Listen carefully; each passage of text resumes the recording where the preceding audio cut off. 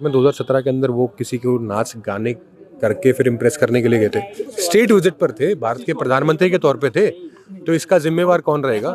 देखिए, वो मेल जो आया है वो पहली बात तो कोई भारत सरकार ने या कांग्रेस पार्टी ने तो जारी नहीं किया है। वो देश के सबसे बड़ा जो देश और सबसे बड़ा जो संपन्न देश है यूनाइटेड स्टेट्स ऑफ अमेरिका, उसने ये रिपोर्ट जारी करी है। डिपार्टमेंट ऑफ जस्टिस, वहाँ के न्याय विभाग ने रिपोर्ट जारी करी है। अगर उसकी बात की आप क्रेडिबिलिटी नहीं रखेंगे तो फिर आप किस पे विश्वास करेंगे? बीजेपी को तोड़ने का काम सबसे ज्यादा बीजेपी लोग वाले करते हैं। आप चाहता हूँ मैं कि हाँ, जो मेरे जितने बेरोजगार युवा घूम रहे हैं इनको रोजगार दे दो, जितनी मेरी महिलाएं घूमती हैं उनको सुरक्षा दे दो। में 2017 के अंदर वो किसी को नाच गाने करके फिर इम्प्रेस करने के लिए गए थे, स्टेट विजिट पर थे, भारत के प्रधानमंत्री के तौर पे थे, तो इसका जिम्मेवार कौन रहेगा? और भारत के प्रधानमंत्री के तौर पे नाच गाना करके आए हो, पर्सनल कैपेसिटी में जाते, और अगर सच में नाच गाने का कार्यक्रम था तो स्टेट विजिट थी, पहले आइटिनरी बनाई होगी, पहले प्लान होगा, किसने प्लान डिसाइड करा और किसको इम्प्रेस करके आए? बहुत बड़ा सवाल है। और इसी का जवाब मांगने के लिए ये देखिए, ये बजट का जैसा बक्सा हमारे पास आज भी जैसे सीतारमन जी के पास था, ऐसा ये है, और ये एब्स्टेन मोदी फाइल्स ये हमारे पास है। तो मतलब आप मानते हैं कि मोदी जी वहाँ गए और स्टेट विजिट पे थे और उन्होंने नाच गाना किया है वहाँ, आपकी इस चीज़ को जस्टिफाई करते हैं कि हमारे देश के प्राइम मिनिस्टर वहाँ किसी के सामने नाच गाना कर रहे हैं?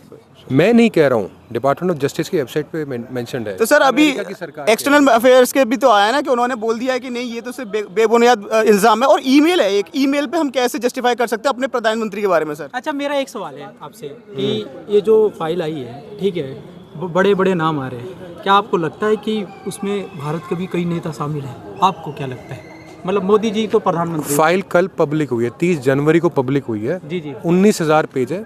जैसे जैसे उसमें जो डॉक्यूमेंट आएगा बिल्कुल सर फाइल के डॉक्यूमेंट्स धीरे धीरे पब्लिश कर रहे हैं डिपार्टमेंट ऑफ जस्टिस की तरह, जो यूएसए का है, और 3 लाख पेजेस हैं, 80,000 से ज़्यादा फोटो हैं, डिटेल्स सर हमें भी पता है। और ये ऐसा नहीं एक बार में छोड़ रहे हैं, थोड़ा थोड़ा करके निकालते जा रहे हैं। पर मैं ये जानना चाहता हूँ कि हम एक सिर्फ मेल के बलबूते पे अपने प्रधानमंत्री के बारे में ऐसा कुछ सोचें, ये सही है? अपने प्रधानमंत्री के बारे में तो हम सोचना नहीं चाहते, मैं तो कुछ गलत इमेजिन भी नहीं करना चाहता, मैं उस आदमी को नाचते और गाते हुए देखना भी नहीं चाहता। लेकिन मैं क्या करूं, अमेरिका की वेबसाइट पे लिखा हुआ है भाई, वो किसको इम्प्रेस करे थे और कौन इंसान। सर जो आज आप प्रोटेस्ट कर रहे हो यूथ कांग्रेस की तरफ से कि मोदी जी का नाम आया एप्स्टीन फाइल में, वो एक ईमेल है, तो आप इससे जस्टिफाई करते हो कि ये मेल आया है तो हम सच माने इस चीज़ को? देखिए, वो मेल जो आया है वो पहली बात तो कोई भारत सरकार ने या कांग्रेस पार्टी ने तो जारी नहीं किया है। वो देश के सबसे बड़ा जो देश और सबसे बड़ा जो संपन्न देश है यूनाइटेड स्टेट्स ऑफ अमेरिका, उसने ये रिपोर्ट जारी करी है। डिपार्टमेंट ऑफ जस्टिस, वहाँ के न्याय विभाग ने रिपोर्ट जारी करी है। अगर उसकी बात की आप क्रेडिबिलिटी नहीं रखेंगे तो फिर आप किस पे विश्वास करेंगे?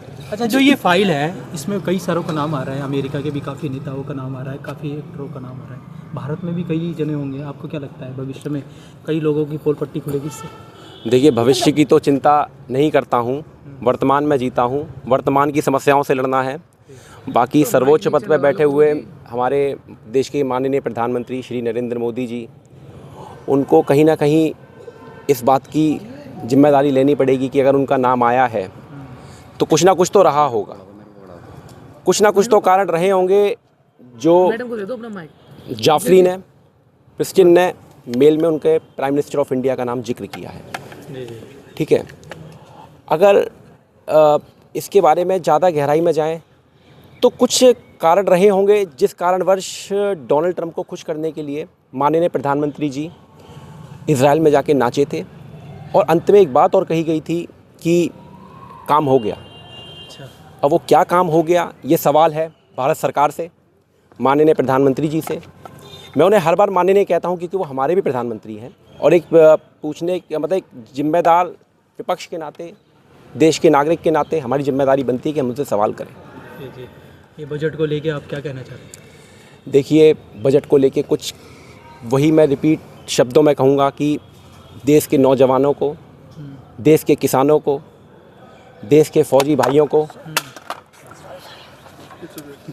देश के आम जनमानस को इस बजट से निराशा हाथ लगी है। कुछ खास इस बजट में है नहीं, बस ये है कि निराशा का जो भाव पिछले 9 सालों में युवाओं के अंदर, किसानों के अंदर बह रहा था, शायद इस बजट से उस निराशा के भाव को आज गति मिली है। सकारात्मक नहीं है, ना किसानों के हाथ कुछ लगा, युवा सड़क पे है। देखिए, जो एक विषय है गिग वर्कर्स का, ये कहीं ना कहीं भारत सरकार की और मोदी जी की विफलता का स्मारक है कि आप उन्हें नौकरी नहीं दे पाए, तो वो कुछ घंटों को के हिसाब से काम कर रहे हैं, और उसमें भी वो जो भारत सरकार का न्यूनतम वेतन है उतना भी वो अर्जित नहीं कर पा रहे हैं। तो ये सरकार से सवाल है, आप सब मीडिया बंधु हैं। बात गिग वर्कर्स की है कि युवाओं की है? देखिए, ये एक ही सिक्के के दोनों पहलू हैं। जी जी। हाँ, युवा गिग वर्कर्स भी है और गिग वर्कर्स युवा भी है। ये एक ही सिक्के के दोनों पहलू हैं। अगर इसे उछालेंगे तो कोई सी भी साइड हमें दिखेगी, वो गिग वर्कर्स की होगी, या तो वो युवा होगी या वो गिग वर्कर्स होगी। यही बात मैं कहना तो चाहूँगा। आपको क्या मांग थी इस बजट में? आप क्या सोच रहे थे, क्या और होना चाहिए था बजट में? देखिए, पहली बात तो ये सबसे बड़ी बात होती है कि आपका हेल्थ सेक्टर बिल्कुल चरमरा गया है। आपका जो बुनियादी ढांचा है, बेसिक इंफ्रास्ट्रक्चर, वो इस देश में फेल सा होता नज़र आ रहा है।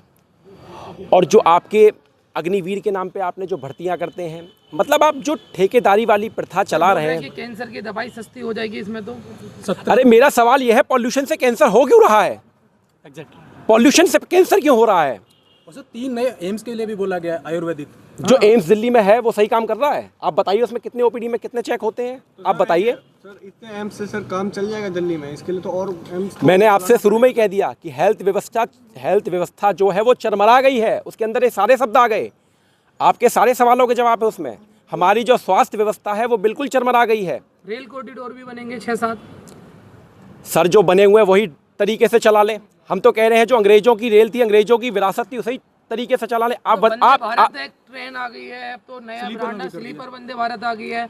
नमो भारत क्या चाहिए? नमो भारत भी आ गई है। अब तो 2027 में बोल रहे हैं कि सबसे पहले गुजरात से गरीबों के लिए रैपिड मेट्रो चलेगी। देखिए, ये सरकार कहती थी ये गरीबों की सरकार है। आप मुझे बताइए, कोई गरीब या आप में से भाई कोई वंदे भारत स्लीपर में जा सकता है? मुझे आप बताइए। मैं हो क्या आया हूँ अभी। भाई आप ही तो जा सकते हैं सर, आप ही तो जा सकते हैं। मैं आम जनमानस की बात कर रहा हूँ, जो सड़क पे चलता है। 900 रुपए स्लीपर हो रहे हैं, और क्या चाहिए? जिसका अरे मेरे भाई, जो महीने के 6,000 रुपए कमा रहा है, वो दूध नहीं ला सकता अपनी परिवार के लिए।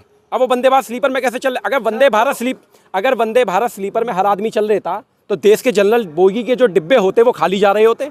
उनमें आज भी ठुसके ही लोग जा रहे हैं। भाई क्यों जा रहे हैं? सर, अब तो लोग कहते हैं कि आजकल का जो हमारे जो रेल मंत्री जी हैं, पढ़े लिखे ITS मंत्री हैं, कितना की 10वीं पास मंत्री हैं। इस बार तो ITS के पास हमारे देखिए, मैं बताऊं, ये AC में बैठी हुए लोगों की सरकार है, जिन्होंने धरातल पे जाके लोगों के संघर्ष नहीं देखे। अगर आप देखेंगे तो लोगों के जीवन में बहुत संघर्ष है। उन्हें 2 वक्त की खाना जुटाने के पैसे, अपने परिवार को चलाने के पैसे और दवाई व्यवस्था के पैसे, ये जुटाने भारी पड़ रहे हैं। मतलब कुल मिला के मैं ये कहूँगा कि ये जो बजट आया है, ये दिल खुश करने वाला बजट नहीं है। बस निराशा का भाव ही हाथ लगा है। इसी बात को कह के बस मैं अब ज़्यादा कहने को कुछ है नहीं, चलूँ। नहीं, और भी PM को और भी है कोई नरेंद्र मोदी के नाम से। लेकिन सर, ये चीज बताइए ना कि मैंने फिर वही कहा कि बड़े लोगों का नाम लिए जाते हैं। अच्छा, आपको पता है हमारे देश को तोड़ने के लिए कितने ज्यादा जेएनजी वगैरह लगे हुए हैं? सबसे बड़े तो यही है जो देश को तोड़ रहे हैं। कैसे? बीजेपी वाले देखो, सबसे बड़े तो जो बीजेपी को तोड़ने का काम सबसे ज्यादा बीजेपी लोग वाले करते हैं। आप चाहता हूँ मैं कि हाँ, जो मेरे जितने बेरोजगार युवा घूम रहे हैं, इनको रोजगार दे दो। जितनी मेरी महिलाएं घूमती हैं, उनको सुरक्षा दे दो। आपने बहुत अच्छा सवाल उठाया है। जिस राज्य में कांग्रेस की सरकार है, हाँ, उस राज्य में रोजगार कितना मिला है आप बता दीजिए। आप उसके एक बार जाके हमारी रिपोर्टिंग करके मैंने देख आइए। लिया कांग्रेस में। हाँ। हमने हिमाचल प्रदेश में भी देखा, हमने कर्नाटक की जनता से भी बात की है। अच्छा, तो पहले अपने पंजाब में तो भी लोगों देखा को रोजगार नहीं है वहाँ पे? नहीं, कहते कहाँ है? आप वो कहते हैं कि मोदी जी रोजगार नहीं दे रहे। पूरे भारत में ही रोजगार नहीं है। अब आप कह रहे हैं कि वहाँ पे रोजगार नहीं है, मतलब जहाँ पे आपकी सरकार रहेगी वहीं पे रोजगार रहेगा। क्यों नहीं दे भाई? कैसी? आपका कहने का मतलब मेरा कहने का मतलब है, सरकार कोई सी भी हो, रोजगार दो ना।